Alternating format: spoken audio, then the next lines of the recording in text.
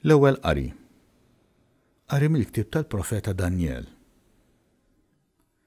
F'dak iż-żmien iqum Mikiel, il-prinċep il-kbir, dak li qiegħed fuq u liet il-poplu tiegħek. Imbagħad jiġi żmien ta' għawġ li qatt ma jkun der ieħor bħalu minn mindu ġens kien ġens sa dak iż-żmien.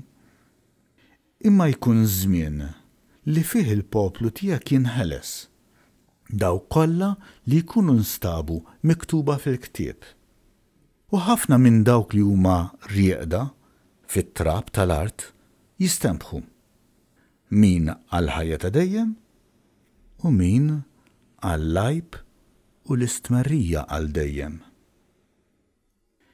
Il-bnedmin bil-għaqal ikollhom fuqhom dija bħal dik tas-sema. U dawk li jkunu waslu l-ħafna fis-sewwa ikunu jiddu bħal kwiekab għal dejjem ta' dejjem. Il-kelma tal-Mulej.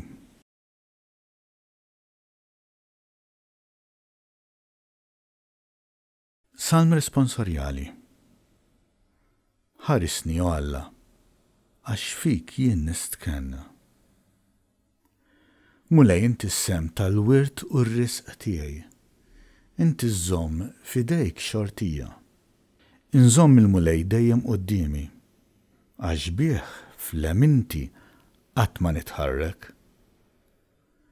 Ħarisni o Alla, għax fik jien nistkenna.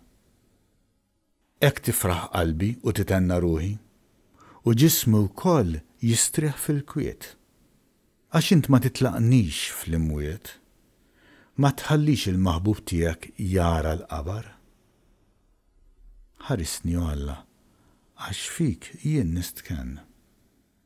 Int tallimni it-triq tal-ħajja, hemm il-milja tal-ferħ quddiemek, hemm l-għaxqa għal dejjem fl-emintek. Ħarisni o Alla, għax fik jien nistkenna.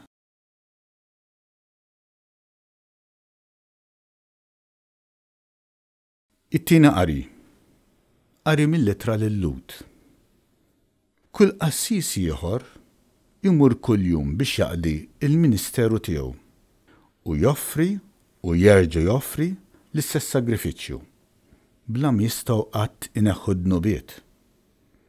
Imma Kristu, wara li offra sagrifiċċju wieħed għad-nubiet, għad għal dejjem fuq in-naħa tal-lemin ta' Alla, fejn qiegħed jistenna sa ma l-dewwa tiegħu jitqedu mirfes taħt riġlejh. Għax hu b'offerta waħda għamel perfetti għal dejjem lil dawk li huwa jqaddes.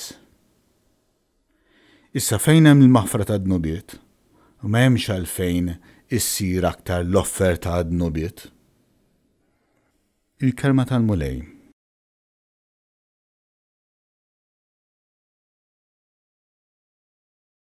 Qari mill-Evanġelju skont San Mark.